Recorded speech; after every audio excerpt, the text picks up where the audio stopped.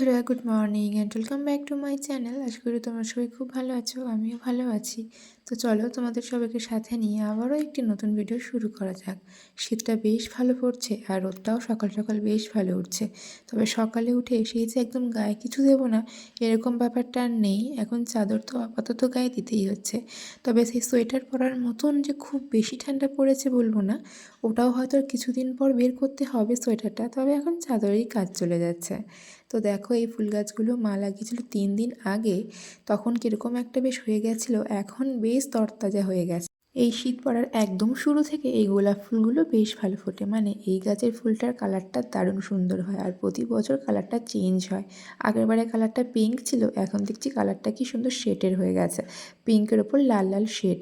তো এটা পুরো শীত ভালোভাবে এরকম বড় বড় গোলাপ ফুল ফুটবে। এই সকাল সকাল এখন ভাজা হচ্ছে জোয়ান, মুড়ি আর জিরে। তো তোমাদেরকে একটু পরে জানাবো ওই 3টে জিনিস কেন একসাথে মা ভাজছে। ওটা একটা খুব দরকারি জিনিস, তাই আর কি অনেকটা পরিমাণে ভাজা হচ্ছে। বাজার থেকে মাংস কাটিয়ে আনলে মাঝে মাঝে সেই পিসগুলো না খুব মনের মতন হয় না। তবে সব সময় আমাদের খুব মনের মতন পিস দরকার হয় না, সেভাবেই আমরা চালিয়ে নিই যেভাবে দোকান থেকে কাটা হয়। তবে আজকেরে আমাদের মনের মতন পিস দরকার, সেই জন্য আর কি মা নিজে হাতে কাটছে। এদিকে আমি একটু আলু আর ডিম সেদ্ধ বসিয়ে দিলাম নুন দিয়ে। এইবারে এখন এই শিলনোড়া বের করছি। আর ভাজাটা না মা খুব কড়া করে ভেজে দিয়েছে, যাতে শিলনোড়ায় আমি একটু তাড়াতাড়ি এগুলোকে বাটতে পারি। এই গরম গরম অবস্থায় বেটে ফেলবো। এবার চলো বলি কেন আসলে এগুলোকে বেটে রাখছি। আসলে মা একটু ওয়েটটা কমাবে, সেই জন্য এটা অনেকটা পরিমাণ ভেজে আর ভালো করে বেটে গুঁড়ো করে নিলাম। দেখলে এভাবে শিলনোড়াতে একটু টাইমই লেগেছিলো। এবারে স্টোর করে এইভাবে রেখে দেবো কৌটোতে। এবার এইটা আমার খাওয়ার পরে একটু করে করে জলের সাথে খাবে, তাহলে নাকি না অনেকটা ওয়েটটা কম হয়। তো তখন মায়ের তো অনেকটা সুবিধা হবে, ওয়েট কম হলে পায়ের ব্যথাটাও কম হবে। আর গ্যাস অম্বলের ব্যাপারটা একদমই থাকবে না এটা খেলে। আর যখন মায়ের একটু গ্যাস হয় তখন না আবার মায়ের পা ব্যথা করে। তো এই দুটো দিক থেকে বাঁচা যাবে, সেই জন্য আর কি আমি ভালোভাবে জিনিসটা ভালো করে স্টোর করে রেখে দিলাম। তো এই এখন মাংসটা ধুয়ে ফেলেছি, এখন এই আলুটাকে আগে ভাগে তুলে নিচ্ছি। আসলে হালকাই সেদ্ধ করে নেব, কারণ হালকা করে একটু ভেজে নেব। তাই বেশি সেদ্ধ হয়ে গেলে আবার ওইটা ভাজতে গেলে আলুটা গলে যাবে। তো সেই জন্য মা বললো আগে ভাগে তুলে রাখতে। মাংস মাখানোর কথা আলাদা করে আর কি বলবো, এখানে সব রকম মশলা দেওয়া হয়েছে আর একটু কেওড়া জল দেওয়া হয়েছে। মাংসটা যাতে খুব ভালো নরম হয় সেই জন্য একটু দই দেওয়া হয়েছে বেশি করে আর কি। আজকে না বলেই দিই তোমাদের কি রান্না হবে। আজকে আমাদের একটু বিরিয়ানি রান্না করা হবে, আর সেটা একটু বেশি পরিমাণে রান্না করা হবে। আর কেন বেশি পরিমাণে রান্না করা হবে সেটাও তোমরা জানতে পারবে।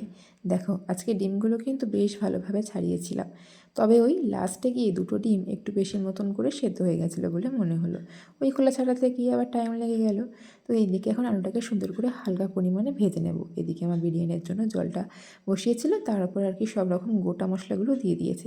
ওই যে একটা বিরিয়ানির মশলার প্যাকেট পাওয়া যায় না, ওতে তো যে মশলাগুলো থাকে সেই মশলাগুলো আর কি ওই এখন দিয়ে দিলাম। ওটা ওই গরম জলেই মা দেয়। এই চালটা যখন হচ্ছে যে মা দেয় বিরিয়ানির চাল, মানে তো বাসমতি রাইস।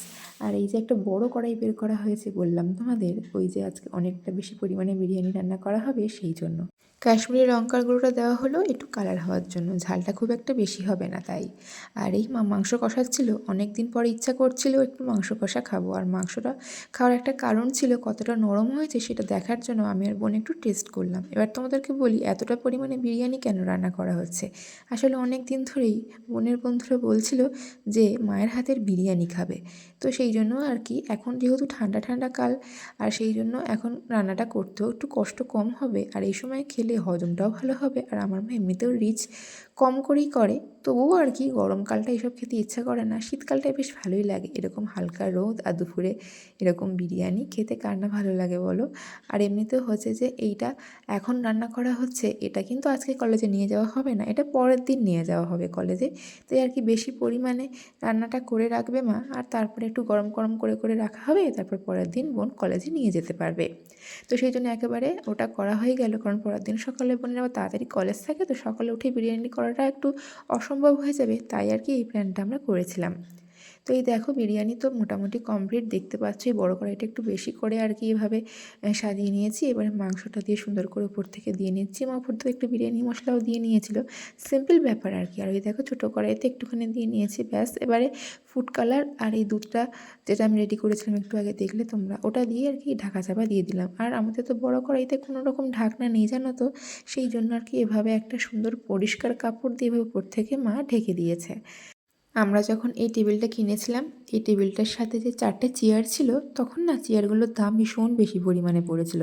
তবে টেবিলটা আমাদের খুব দরকার ছিল বলে শুধু টেবিলটি কিনেছিলাম, চেয়ার 4টে আর কেনা হয়নি। তো সেই জন্য আর কি আমাদের এই খাওয়ার টেবিলের চেয়ার দেখবে একদম আনকমন, এই দেখো একদম ম্যাচ করছে না। তো আমরা তবুও খেয়ে নিই, ম্যানেজ করে, এতে বসে কোনো প্রবলেম হয় না। তো এখন প্রায় 3টে মতন বাজছিল, তারপরে আমরা খেতে বসে গেছিলাম। আজ অনেকটা দেরি হয়ে গেছিলো। তবে এই যে আমার মায়ের হাতের বিরিয়ানি, এই শীতকাল, আর এই সেই টেস্ট, আর কিছু বলার নেই, দারুণ হয়েছিল বিরিয়ানিটা। তো গুড মর্নিং বন্ধুরা, এটা হচ্ছে পরের দিন সকালের ভিডিও। সেদিন আর ভিডিও করার মতন কিছু ছিল না, তো ভাবলাম পরের দিন সকাল থেকে তোমাদের সঙ্গে আবার ভিডিও শেয়ার করা যেতে পারে।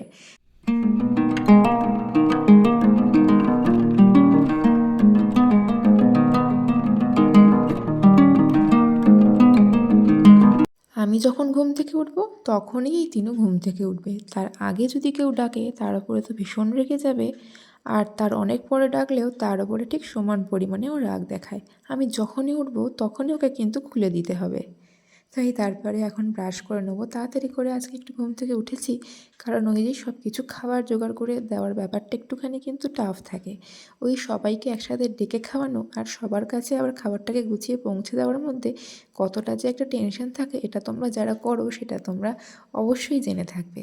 তো এই ব্রাশ করতে করতেই চুলটা খুলে নিলাম। আমি জানি এখন আমার টাইম হবে না, তাই যতক্ষণ ব্রাশ করলাম ততক্ষণই চুলটা ভালো করে খুলে ভালো করে আঁচড়ে নিলাম, ব্যাস একটু খোপা করে নিলাম।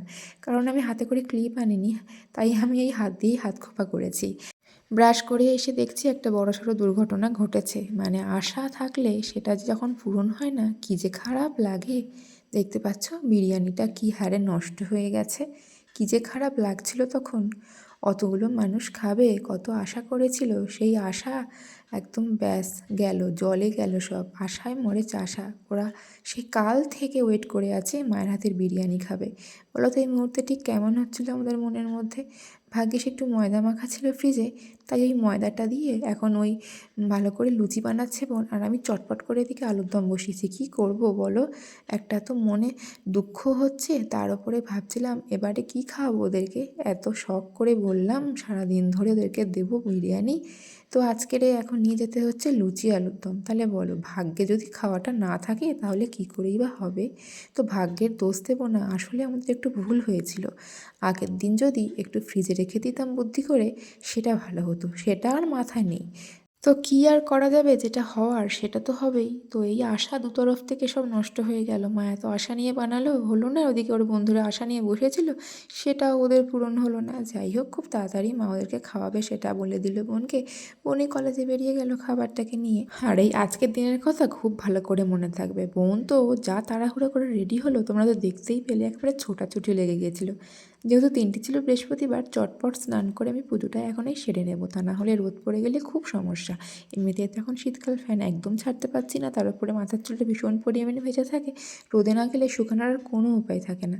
এই বাতাসাগুলো দেখছি বোন যে এনেছে দোকান থেকে না, কিরকম একটা লাল লাল, কিছুক্ষণ পরে প্রসাদের সাথে রাখলে খুব একটা বেশি কালার হয়ে যায়। জানি না এটা কী বাতাসা, তোমরা জানলে আমাকে অবশ্যই জানিও তো এটার নাম কি। ব্যাস সুন্দর করে ধরি বৃহস্পতিবারের পুজোটা এভাবেই আমি কমপ্লিট করলাম। তখন প্রায় বাজছিল 1টা। তাড়াতাড়ি করে পুজোটা কমপ্লিট করে নিতে পেরেছি। তবে এই সামনেতে তখন আর রোদ থাকে না। রোদটা দেখতে পাচ্ছ, ওই দেখা যাচ্ছে সূর্যি মামাকে, ওই রোদটা গিয়ে পড়ে ঠিক এই জায়গাটায়। তো সেই জন্য আমি এই জায়গাটায় বসে বসে এখন লোশন মেখে নিচ্ছিলাম। এই শীতকালে যত বেশি রোদ খাওয়া যায় ততই ভালো, আমাদের স্কিনের জন্য বলো আর চুলের জন্য। এই শীতের রোদে থাকে ভিটামিন ডি, আর এই ভিটামিন ডি আমাদের স্কিন আর চুলের জন্য যে কতটা উপকারী সেটা তোমাদেরকে আলাদা করে আর কী বলবো। তোমরা এটা কম বেশি সবাই জানবে। তো আমি আজকে অনেকক্ষণ টাইম পেয়েছিলাম একটু রোদ খাওয়ার, আর চুলটাও বেশ শুকিয়ে গেছিলো। তো চলো বন্ধুরা, আজকের ভিডিওটা এইটুকুই। কেমন লেগেছে আজকের ভিডিওটি অবশ্যই জানিও। দেখা হচ্ছে একটি নেক্সট ভিডিওর সাথে।